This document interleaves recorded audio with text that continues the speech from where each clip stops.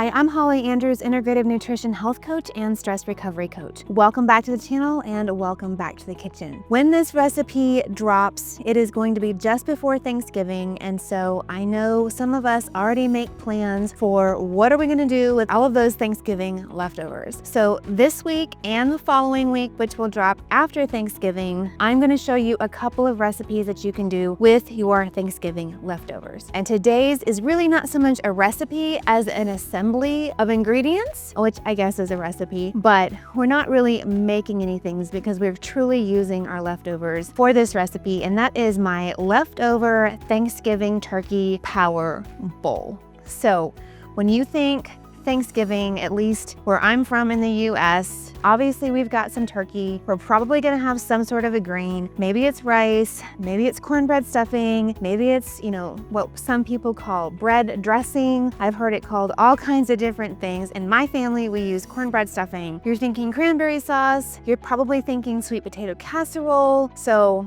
that's think of those ingredients that we're gonna use to make this power bowl. So let's talk about why we can turn this power bowl into something beneficial for our bodies and our blood sugar levels and our cortisol levels with those Thanksgiving leftovers. Well, obviously we've got turkey. Turkey is a great source of protein. It is very lean, so that's gonna help keep our blood sugar stable, give us that protein that we need for muscle building and repair, as well as it's gonna help promote cortisol recovery, because let's face it, sometimes even in the best of circumstances, when you're with family and friends that you love and adore, getting that Thanksgiving meal put together can be stressful. So we want to help our bodies recover as much as possible. We've got sweet potatoes. Now, the recipe itself on the blog post calls for roasted sweet potatoes. I think that you can swap this out for some sort of sweet potato casserole as long as your sweet potato casserole is not just completely and totally loaded with sugar. So probably not the one that's got a cup of brown sugar in it and is topped with marshmallows. If that's your version of sweet potato casserole, maybe leave that off. I cheated today to make this video and I just threw my sweet potato into the microwave. I have this great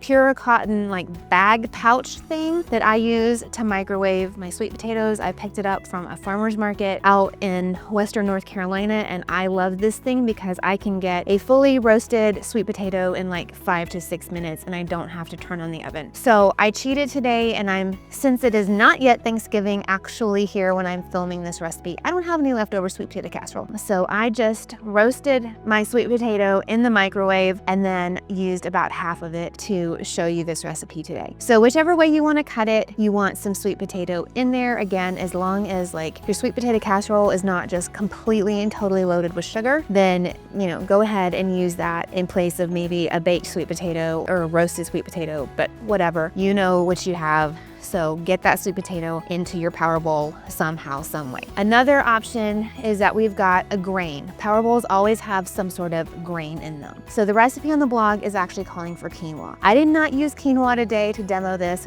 Again, kind of showing you the flexibility that you can have with these power bowls. I actually had some leftover rice, and cooked and cooled leftover grains like that, like rice and potatoes, actually turn them into what we call a resistant starch. And that means it's going to take your body that much longer to break it down and extract the nutrients out of it. So that is really actually very good for your digestion. It's good for your gut health, and it really makes it so that your body has to work to digest those fibers and that starch. So you're going to get a much stabilized blood sugar rise from that, not a spike, but just kind of a bloop and a hill, if you will, instead of a mountain peak. And so that is what we're going for. So I had some leftover rice in the fridge. Now, I love quinoa too, and that would have been a great option. I just didn't have any. If you are truly making this after Thanksgiving and you have some leftover cornbread or bread stuffing, that would be a great substitute here for your grain as well. I think cornbread stuffing in this power bowl would taste really amazing. But again,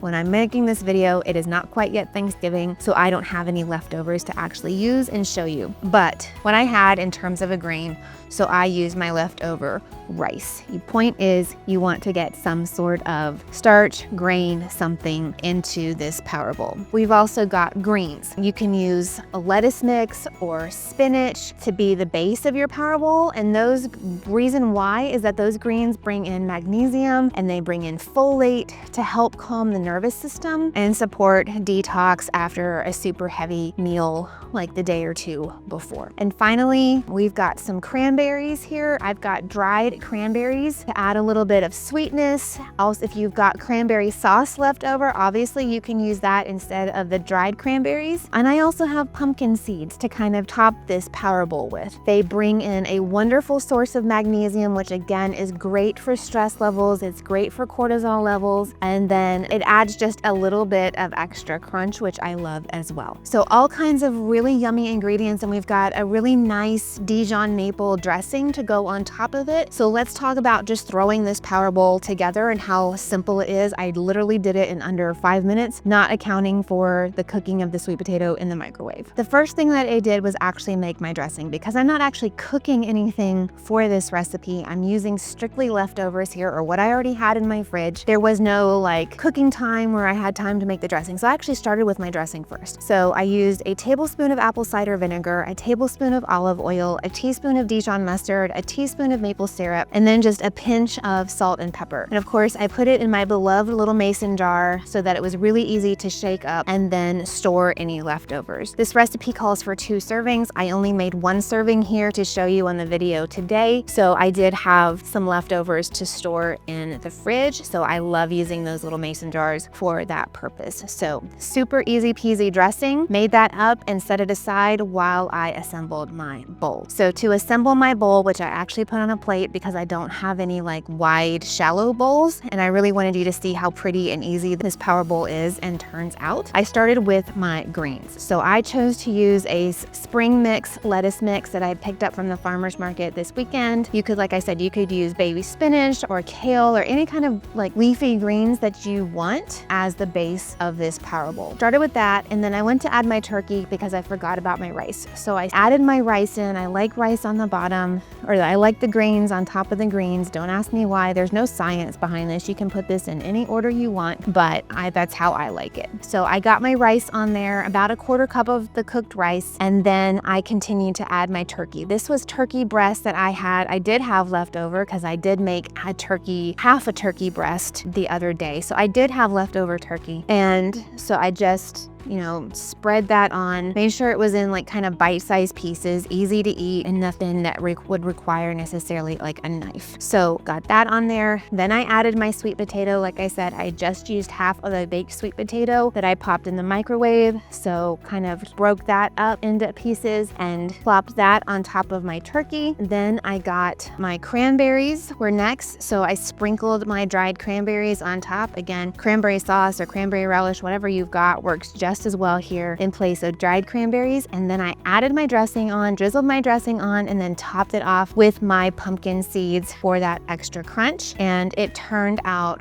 really beautifully. How pretty does that look? It is Thanksgiving on a plate, honestly, just maybe in a little different format than we tend to eat it on the day. And by combining all of these ingredients like this, we are creating a really balanced meal with the protein, the complex carbs, the healthy fats to give us a nice, good, solid meal. Probably this would make a great day after Thanksgiving lunch or even dinner the next night. But either way, it's beautiful, it's healthy for you, and I think you're really, really gonna love it. So I hope you enjoy this power bowl recipe. It's no cooking really involved if you've got all of the leftovers, so it is super simple to throw together. And I wish you all a happy Thanksgiving. As always, check me out on social media at Holly Andrews Coaching, both Instagram, Facebook, here on YouTube, of course. Subscribe to the channel, and then check out my website for all of the different ways that you can work with me through my exclusive recipe vault, my lab testing, my online course, my book, my one-on-one coaching. It is all there, and I would absolutely love to hear from you. If you make this power bowl after Thanksgiving, drop a comment, let me know how it turned out, and let me know what ingredients you used from your leftovers. All right, until next time, I'm Holly Andrews, and I believe that you can heal your stress from the inside out.